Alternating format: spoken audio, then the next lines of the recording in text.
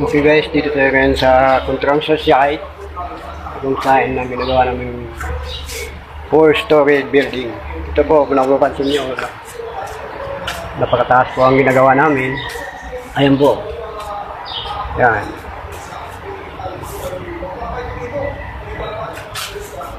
Kaya kung napapansin nyo, yung aming trabaho ay napakahirap po talaga. Kaya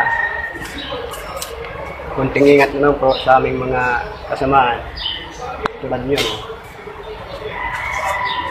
Pinaka-symbol po namin yan, paunti-unti pataas para pag magkabit ng kisame po ay safety naman po.